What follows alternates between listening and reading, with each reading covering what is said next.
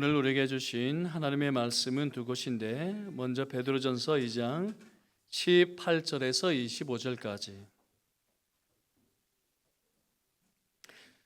베드로전서 2장 18절에서 25절까지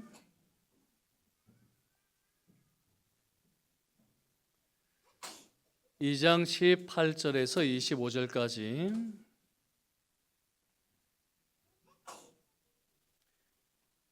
네, 하나님의 말씀을 듣겠습니다. 사원들아, 범죄에 두려워함으로 주인들에게 순종하되 선하고 관용하는 자들에게만 아니라 또한 까다로운 자들에게도 그리하라. 부당하게 고난을 받아도 하나님을 생각함으로 슬픔을 참으면 이는 아름다우나 죄가 있어 매를 맞고 참으면 무슨 칭찬이 있으리요. 그러나 선을 행함으로 고난을 받고 참으면 이는 하나님 앞에 아름다우니라. 이를 위하여 너희가 부르심을 받았으니 그리스도도 너희를 위하여 고난을 받으사 너희에게 본을 끼쳐 그 자취를 따라오게 하려 하셨느니라. 그는 죄를 범하지 아니하시고 그 입에 거짓도 없으시며 욕을 당하시되 맞대어 욕하지 아니하시고 고난을 당하시되 위협하지 아니하시고 오직 공의로 심판하시는 이에게 부탁하시며 친히 나무에 달려 그 몸으로 우리 죄를 담당하셨으니 이는 우리로 죄에 대하여 죽고 의에 대하여 살게 하려 하심이라. 그가 채찍에 맞음으로 너희는 나음을 얻었나니 너희가 전에는 양과 같이 길을 잃었더니 이제는 너희 영혼의 목자와 감독 되신 이에게 돌아왔느니라. 아멘. 이어서 마가복음 15장 33절에서 39절까지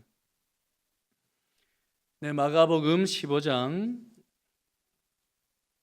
33절에서 39절까지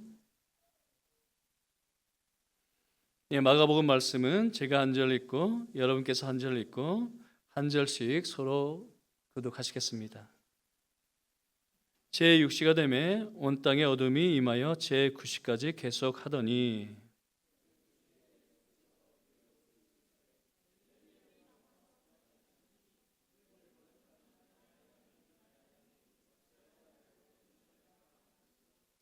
곁에 섰던 자 중 어떤 이들이 듣고 이르되 보라 엘리야를 부른다 하고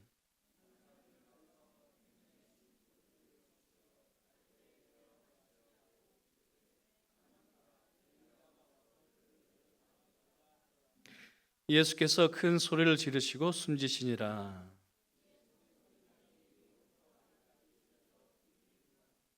함께요. 예수를 향하여 섰던 백부장이 그렇게 숨지심을 보고 이르되 이 사람은 진실로 하나님의 아들이었도다 하더라. 아멘. 네, 주를 위하여 두 번째 시간인데 우리 친구들에게는 먼저 5계명으로 설교를 할게요. 5계명 우리 친구들 다 알죠? 네, 5계명은 내 부모를 공경하라. 그렇죠? 내 부모를 공경하라. 자, 그러면 공경이라는 말은 무슨 뜻이었어요? 네, 사랑하고 경외하고 존중하고 아주 잘 설명을 했네요. 공손히 받들어 모시는 것. 그래서 공손히 받들어 모시는 것인데 따라서 사랑하고 경외, 하나님께만 돌려야 될 단어 같은데 여하튼 이제 부모님을 존중한다, 사랑하고 존중한다 그런 뜻이에요. 그러면 왜 부모를 공경해야 한다 했었을까요? 그때 십계명 설교를 하면서 왜 부모를 공경해야 하는지 세 가지 이유 때문이라고 그랬어요. 세 가지 이유 때문인데 첫 번째, 여기서 부모 없이 태어난 사람 있나요? 없죠, 그렇죠? 모두 부모로부터 태어났어요. 그래서 생명을 받았기 때문에 우리가 부모로부터 생명을 받았기 때문에 두 번째, 부모로부터 신앙을 이어받기 때문에 부모로부터 하나님을 경외하는 법을 배우기 때문이라고 그랬어요. 세 번째, 우리 어르신들도 우리 어른들도 잘 들어보세요. 순종을 배워야 하기 때문에 부모를 공경해서 순종을 배워야 하기 때문인데요. 왜냐하면 순종은 관계 맺기의 시작이거든요. 순종은 모든 인간 관계를 맺는 출발점이기 때문이에요. 설명해 볼게요. 부모에게 순종하지 않는 사람이 학교에 가서 선생님에게 순종할까요? 그렇죠. 부모에게 순종하지 않는 사람이 학교에 가서 선생님에게 순종하지 않아요. 부모를 공경하지 않는 사람이 친구를 존중할까요? 아니요. 네, 친구를 존중하지 않아요. 부모를 존중하지 않는 사람이 동생을 아낄까요? 안 그래요. 그래서 부모에게서 순종은 모든 인간 관계 맺기의 시작이에요. 그래서 하나님은 가정에서 부모에게 순종하는 것을 통해서 밖에 가서도 모든 사람과 어떻게 해요? 바르게 관계 맺는 것을 배우도록 하기 위해서 가정에서 순종을 배우라 하셨어요. 아셨죠? 생명을 이어받았기 때문에 신앙을 이어받기 위해서 그리고 부모에게 순종을 배워서 밖에서도 모든 사람과 바른 인간 관계를 맺게 하기 위해서 아시겠죠? 그런데 또 하나 그러면 왜 밖에서도 순종해야 할까? 창조 질서이기 때문에 그래요. 창조 질서이기 때문에. 우리 여러분도 잘 들으세요. 다음 주에도 이어서 말씀하겠는데 왜 인간의 모든 제도를 주를 위하여 순종해야 할까? 창조 질서이기 때문에요. 이러한 창조 질서를 창세기 1장에서 말씀해 주고 있죠. 첫째 날 빛이 있으라 해서 빛을 통해서 빛과 어둠, 첫째 날 빛이 있으라 말씀하셔서 빛과 어둠, 곧 낮과 밤을 나누셨어요. 둘째 날 무엇이 있으라 하셨을까요? 둘째 날 궁창, 하늘. 궁창이 있으라 하시고 궁창 위에 물도 있었어요. 노아 홍수 때 이 궁창 위에 물이 땅으로 내려왔죠. 궁창이 있으라 하시고 궁창 위의 물과 하늘 위의 물과 하늘 아래의 물로 나누셨어요. 셋째 날 무엇이 있었을까? 셋째 날 땅이죠, 그렇죠? 땅이 있으라 하시고 궁창 아래 땅이 있으라 하시고 땅과 바다를 나누셨어요. 이해되셨죠? 자, 그런데 하나님이 이런 질서를 만드시고 나서 주관하게 곧 다스리게 하는 존재들을 만드셨어요.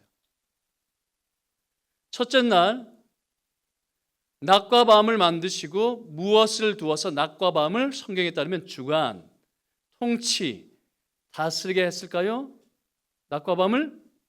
넷째 날 해, 달, 별을 만들어서 큰 광명체가 낮을 주관하게 하셨고 작은 광명체가 달이 밤을 주관하게 하셨죠. 이해되셨죠? 둘째 날 하늘, 물이 있었어요. 그래서 다섯째 날 무엇을 만드셨을까요? 새와 물고기를 만드셔서 새로 하여금 궁창을, 물고기로 하여금 바다를. 셋째 날 땅이 있었네요. 그러면 여섯째 날에는 짐승이죠. 짐승, 그리고 동물, 마지막 사람을 만들어서 온 세상을 다스리게 하셨어요. 창조 질서가 무엇일까요? 하나님은 흑암 가운데 공허함이 있는 그런 땅을 분리를 통해서 질서를 두셨고 또 무엇인가를 두어서 각각의 공간을, 각각의 영역을 다스리겠다 이런 뜻이에요. 그래서 국가는 누구에게요? 국가 위정자에게. 가정은 또 누구에게요? 부모에게. 이게 창조 질서거든요. 그래서 인간의 모든 제도를 주를 위하여 순종해야 된다. 우리 친구도 어렵지만 이러한 개념도 알아두셨으면 좋겠어요. 아시겠죠? 자, 설교를 듣기 전에 한번 기지개를 폈을까요? 네. 자, 앞에서 봤더니 여러분 많이 피곤해 보이시네요. 네, 기지개 펴시고. 참 무덥죠? 네, 정말 무덥네요. 네, 처음부터 한번 정신을 바짝 차리고, 설교자에게는 두 가지 고민이 있습니다. 첫 번째, 본문이 과연 그것을 말하는가? 그래서 설교자는 연구를 하고 또 연구를 해서 본문이 말하는 말을 전해야겠죠. 두 번째 고민이 있는데 어떻게 적용을 시킬까? 이 본문이 하나님이 말씀하시는 바를 어떻게 적용하도록 할까 하는 고민이 있어요. 자, 그런데 오늘 본문은 적용하기는 굉장히 쉬워요. 그렇죠? 적용이 어렵나요? 그런데 그냥 순종하라 이야기하면 되는데 항상 우리 안에는 의문이 생기거든요. 왜 순종해야 할까? 왜 직장에서 직장 상사들에게 또 교회에서 순종해야 할까? 그러다 보면 원리를 설명해야 되는데 원리를 설명하면 설교는 어려워지겠죠. 그렇죠? 어려워져요. 그래서 항상 저는 고민이 됩니다. 이 원리를 빼고 적용을 하도록 할까? 그러나 그렇게 가면 마음으로부터 이해되지 않고 또 동의가 안 돼서 순종이 쉽지 않다는 것을 저 스스로도 깨닫게 되고 또 여러분의 모습을 보아도 그렇습니다. 그래서 원리를 설명을 하겠는데 어려울 수 있습니다. 그러나 원리를 잘 이해하시고 적용은 여러분이 한번 해보세요. 1960년대 미국에서 일어난 일인데 여전히 흑인에 대한 차별이 공공연하게 있던 때였습니다. 그러던 중 뉴올리언스 연방 법원이 지역 사회를 소용돌이로 빠뜨리는 결정을 내리는데 백인 전용 초등학교에 흑인 학생 입학을 허락을 했거든요. 자, 그런데 용기 있게 지원하는 아이들이 있네요. 그 학교에 가보겠다고. 백인 전용 초등학교에 가보겠다고 지원하는 아이들이 있었습니다. 그 가운데 끝까지 남아있던 아이가, 여자아이가, 흑인 아이가 루비였습니다. 어떤 일이 있었을까요? 당장 백인 전용 학교 학부모들과 학생들은 일제히 반발을 했고 1년 동안 등교를 거부했습니다. 그러는 와중에도 루비는 보안관들을 대동하고 꿋꿋이 등교를 했습니다. 성난 군중들의 욕설과 위협을 매일 마주해야 했지만 이 꼬마 아이는 아랑곳하지 않고 변함없이 등교를 하는 게 아닌가요? 심지어 어느 날에는 시대 앞으로 가서 기도까지 했습니다. 그래서 정신과 의사인 그리고 하버드 대학교 심리학교 교수인 로버트 콜스라는 사람이 도저히 이해할 수 없어서 이 아이를 찾아 관찰해 보기로 하죠. 도대체 이 여자아이에게 도대체 어떤 일이 일어나고 있는가 하고 루비와 루비의 가정을 관찰해 보기로 했습니다. 그런데 루비는 예상외로 매우 잘 지내고 있었습니다. 그러던 중 충격적인 모습을 발견하게 되는데 루비가 매일 밤 침대 밑에서 자신을 향해 욕설을 하는 그 사람들을 위해서 기도를 하고 있었습니다. 그래서 부모를 면담하기도 했죠. 혹시나 부모가 종교적 신념을 아이에게 주입시키고 있는 것은 아닌가, 부모 자신의 신념을 자녀를 조정하는 일에 사용하고 있는 것은 아닌가? 심지어 시위대에게 찾아가서 기도하라고 시킨 것은 아닌가? 의심이 들었거든요. 그래서 루비 아버지에게 따지듯이 물었습니다. 아이에게 그런 일을 시키다니요. 이제야 루비가 어떤 일을 당하고 있는지를 알았습니다. 도대체 아이에게 어떤 그런 행동을 시킬 수 있습니까?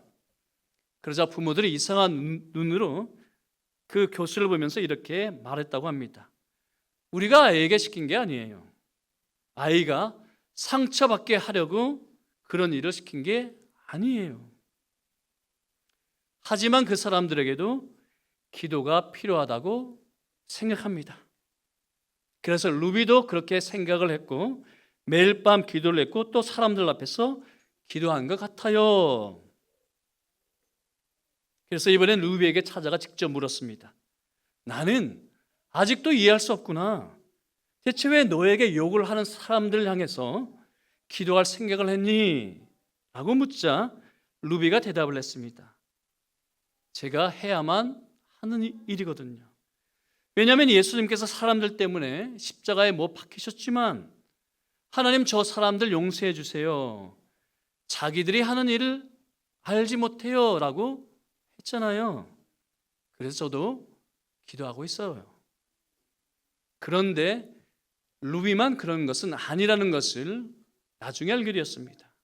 당시 그 지역에 있는 흑인 목사들 그리고 성도들 온 교회가 아이들까지 기도하고 있다는 것을 알게 되었습니다.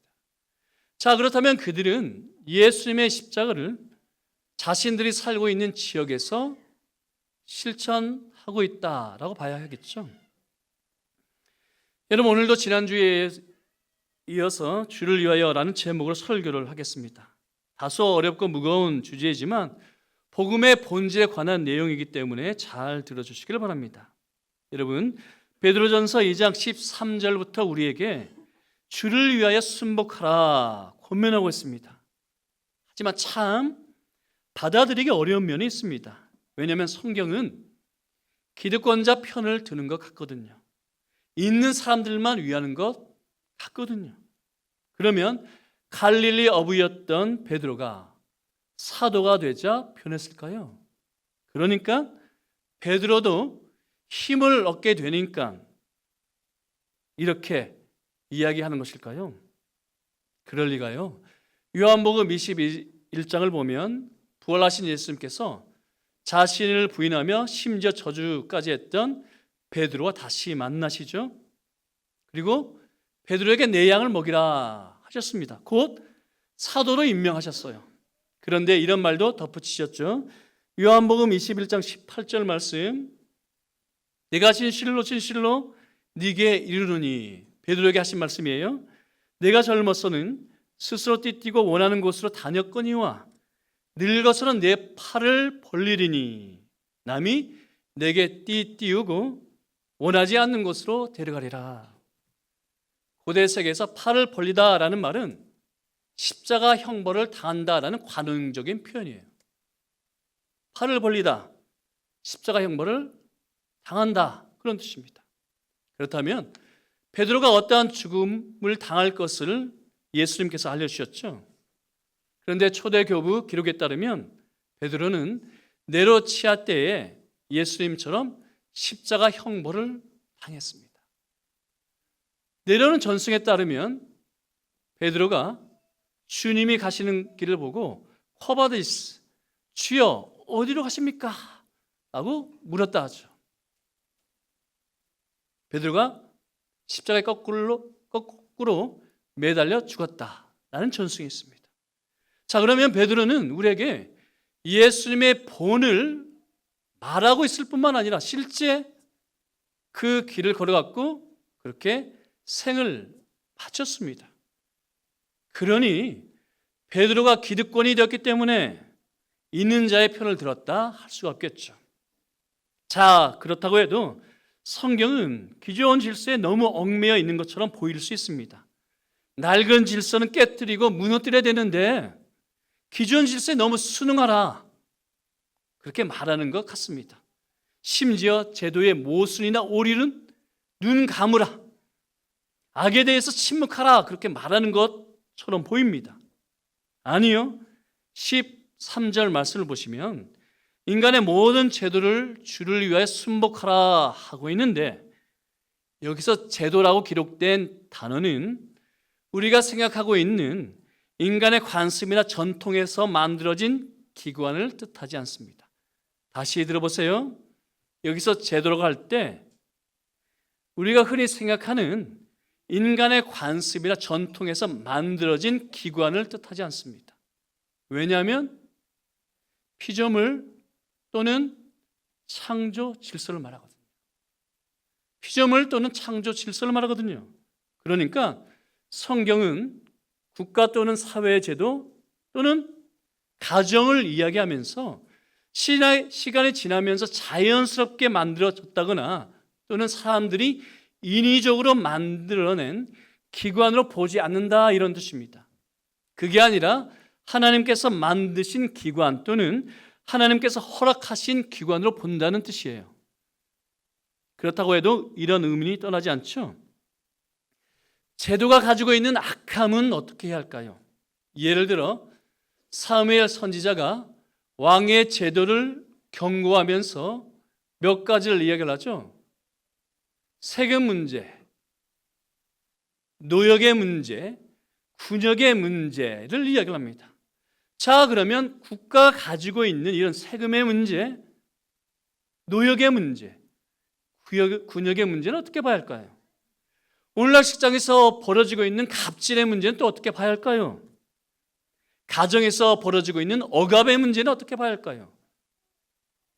부모들이 보여주고 있는 역기능의 문제는 어떻게 봐야 할까요? 그래도 하나님의 피조물 또는 창조 질서로 받아들여야 할까요? 사람을 예로 들어 설명하겠는데 창세기 1장에 따르면 최초의 인간 아담은 하나님의 형상이죠, 그렇죠? 그래서 다른 피조물이 가질 수 없는 고귀함, 독특함이 있었습니다. 그런데 아담의 타락 이후에도 여전히 사람을 하나님의 형상으로 보고 있는 거 아십니까? 여전히 아담의 타락 이후에도 사람을 하나님의 형상으로 보고 있습니다. 그래서 노아 홍수 사건 이후에 하나님은 이렇게 명령하셨죠. 다른 사람의 피를 흘리면 그 사람의 피도 흘릴 것이니, 왜냐하면 하나님이 자기 형상대로 사람을 지으셨습니다. 그렇다면 사람은 부패하고 타락한 존재이기는 하지만 그럼에도 불구하고 하나님의 형상이라는 뜻입니다. 그렇다면 국가, 사회제도, 가정 모두 오류가 있고 심지어 악이 스며들어 있지만, 악으로 오염되어 있을 수 있지만 하나님의 창조 질서로 보아야 한다, 이런 뜻입니다. 자, 그렇다면 여러분, 기독교 신앙은 참 소극적이죠. 너무 수능적인 것 같죠, 그렇죠? 왜냐하면 그러나 오해하지 마세요. 왜냐하면 오늘 설교의 주제입니다.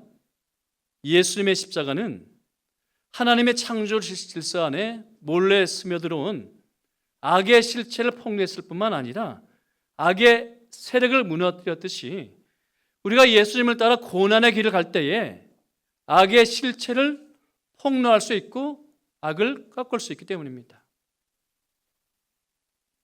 잘 들어보세요. 예수님의 십자가는 하나님의 창조 질서 안에 몰래 들어온 악의 실체를 폭로할 뿐만 아니라 악의 세력을 무너뜨렸듯이 우리가 예수님을 따라 고난의 길을 갈 때에 악의 실체를 드러낼 수 있고 악의 세력을 꺾을 수 있다, 이런 뜻입니다. 다시 루비 이야기로 돌아가 볼까요? 여러분, 루비 그리고 루비의 부모 그리고 흑인 교회는 자신들이 당하고 있는 악에 대해서 세 가지 행동을 할 수 있었습니다. 첫째, 보복하는 것이죠, 그렇죠? 눈에는 눈, 이에는 이, 대응하는 것입니다. 하지만 교회가 할 대응은 아니죠. 성도의 모습은 아닙니다. 배제하고 둘째, 공의를 요구할 수 있습니다. 그러니까 법적 대응을 할 수가 있어요. 나가서 시위를 하면서 공권력을 행사하도록 압박할 수 있습니다. 그리고 지역 여론을 조정해서 그들이 마땅히 받아야 할 벌을 받도록 여론을 조정할 수가 있겠죠. 물론 그 당시 흑인 교회는 그런 환경에 있지 않았습니다만 오늘날 우리는 그렇게 할 수가 있습니다. 마땅히 벌을 받도록 시위할 수 있고 고발할 수가 있죠. 그렇죠? 공의입니다. 그런데 당시 흑인 교회와 성도들 그리고 루비와 루비의 부모는 제3의 행동을 하는데 선을 행하여 고난을 받았습니다. 왜냐하면 여러분 성경에 표시해 두세요. 20절 하반절 말씀인데 같이 읽어볼까요? 네, 화면을 보시면서 같이 읽겠습니다. 시작. 그러나 선을 행함으로 고난을 받고 참으면 이는 하나님 앞에 아름다우니라. 여러분, 당시 흑인 교회와 성도들 그리고 루비와 루비의 부모들은 보복하지도 않았고 그리고 공의를 요구하지도 않았습니다. 제3의 길을 선택하는데 선을 행하여 고난을 받음으로써 첫 번째 보복하거나 두 번째 공의를 요구함으로써 할 수 없었던 결과를 보게 되는데 첫 번째 보복하거나 두 번째 공의를 요구함으로써 할 수 없었던 결과를 얻어내는데 악의 실체를 드러냅니다. 백인 전용 학교에 흑인 여자아이가 등교하고 있는데 그것을 맡고 있는 사람들의 인종차별, 그 여자에게 욕을 하는 그런 사람들의 악, 보복하려고 하는, 위협하는 그런 사람들의 악을 어떻게 해요? 욕설을 하면 욕설을 받고 위협을 하면 맞대응하지 않는 방식으로 사람들의 악을 드러냈습니다. 그리고 여러분, 보복을 하면 악은 더 커지죠. 그렇죠? 보복을 하면 악은 멈추거나 없어지지 않고 더 커집니다. 그리고 공권력을 동원하면 악은 잠시 멈추지만 억제되지만 악은 없어지지 않습니다. 그러나 선을 행하여 고난을 당하면 악을 이기고 끝내 악을 소멸할 수가 있겠죠. 예수님의 십자가가 그렇지 않습니까? 예수님께서 우리에게 본을 보여주셨는데 예수님은 욕을 당하셨지만 맞대어 욕하지 않으셨습니다. 고난을 당하셨지만 위협하지 않으셨습니다. 가시면류관을 쓰시고 십자가를 지고 돌아가셨죠. 그래서 힘을 최고로 치는 유대인들에게는 예수님의 십자가는 곧 예수님의 방식은 거리끼는 것이었습니다.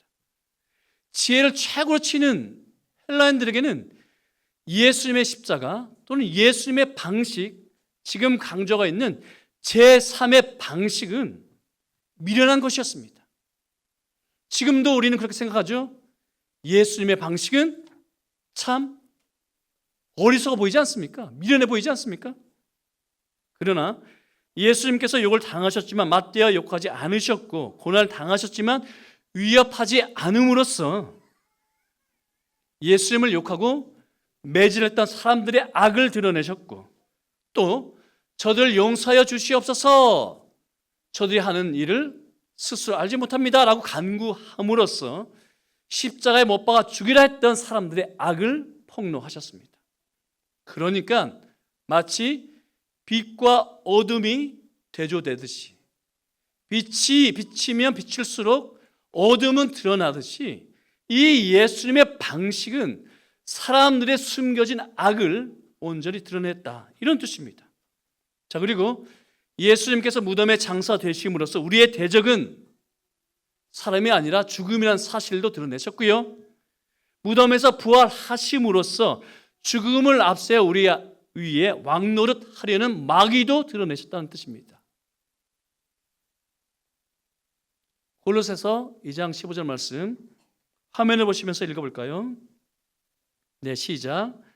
나가 하나님께서는 모든 통치자들과 권력자들의 무장을 완전히 그들을 그리스도의 십자가 개선 행진에 내세워 많은 사람들의 구경거리로 삼으셨습니다.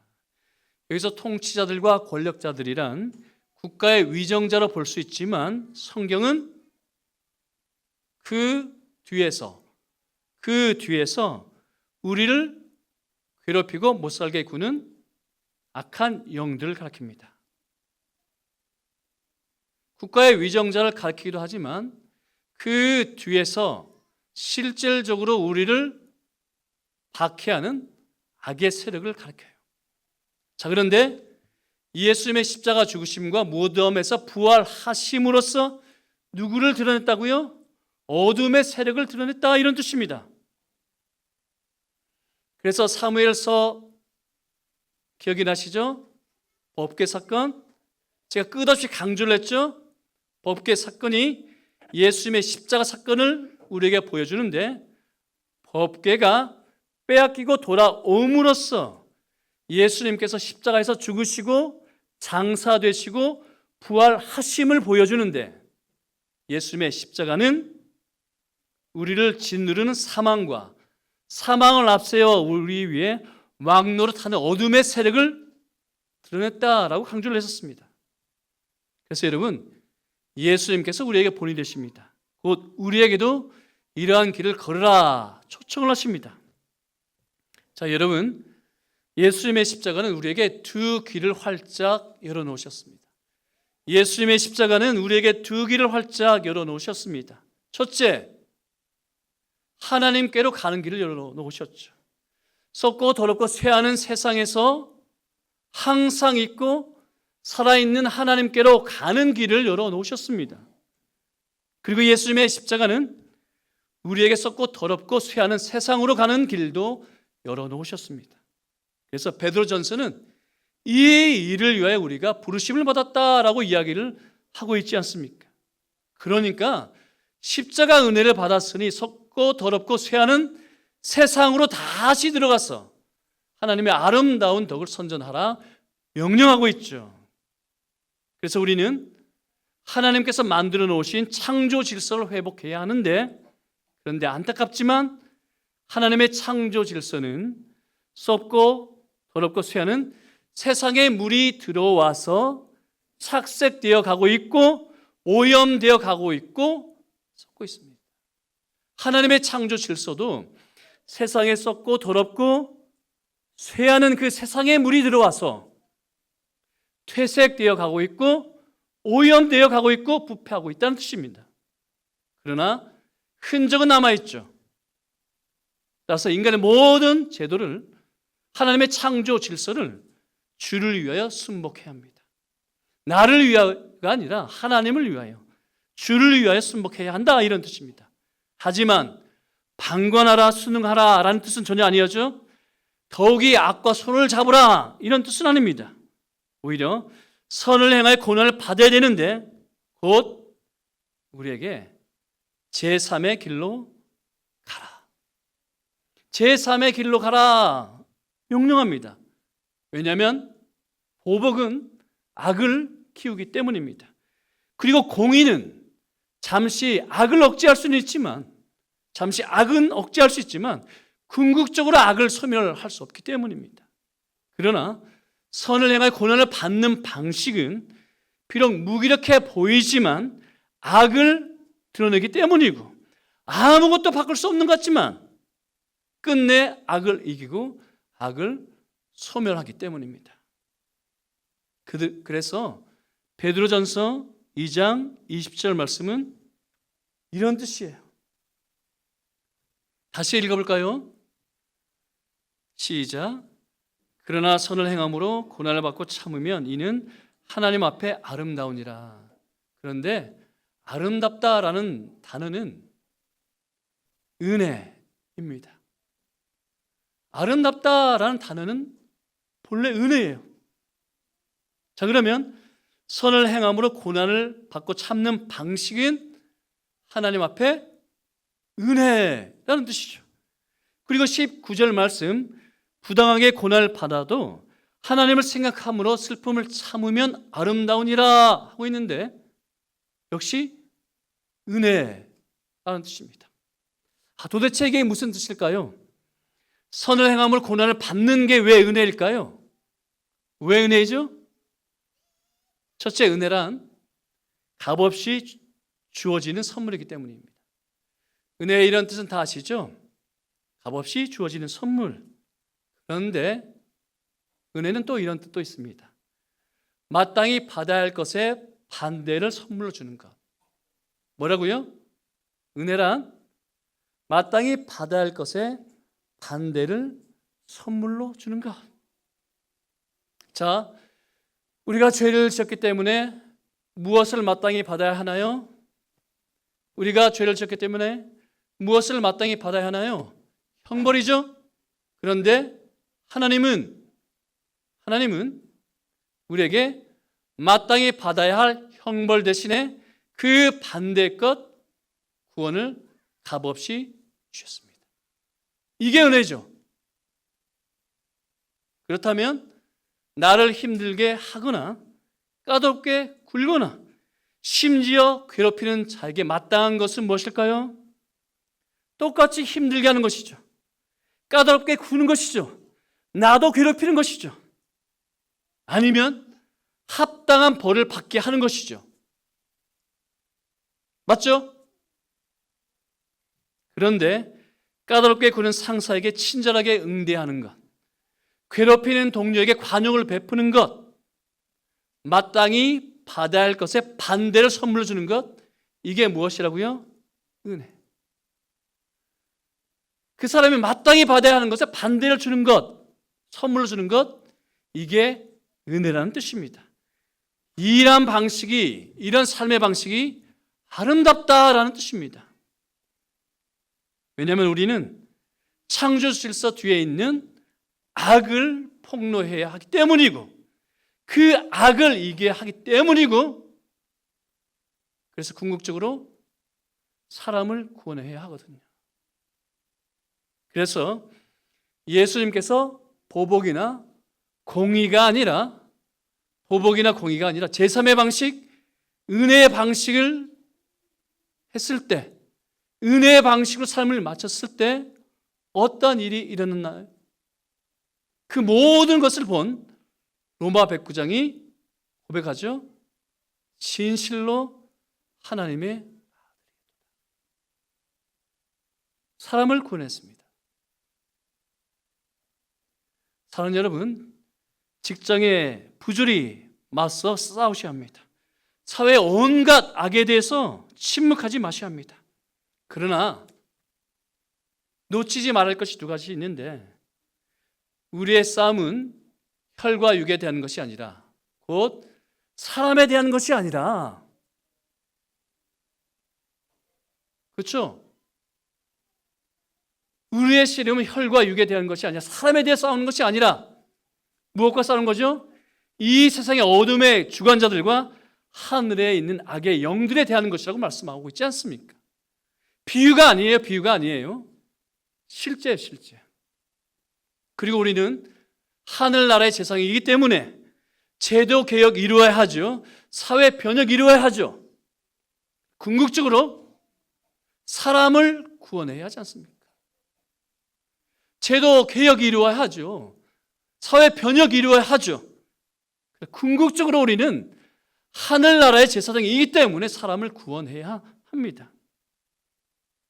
그래서 우리는 보복이나 공의가 아니라 제3의 방식, 은혜의 방식으로 살아야 한다, 이런 뜻입니다. 그렇다고 해서 여러분, 두 번째 방식, 공의를 추구하는 것 포기하라는 뜻 아닌 것 아시죠? 공의를 추구하는 것 포기하라는 뜻 아니에요.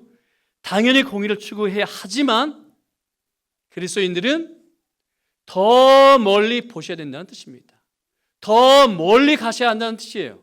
공의를 넘어서서 은혜의 방식을 통해서 우리의 싸움은 사람에게 대한 것이 아니라 이 어둠의 세상 주관자들, 악의 영들에 대한 것임을 선포하고, 그 아래서 고통당하고 있는 사람을 구원해야 한다, 이런 뜻입니다. 이해되셨나요? 그러면 그러한 길을 뚜벅뚜벅 걸어갈 수 있게 되기를 성부와 성자와 성령의 이름으로 간절히 축복합니다.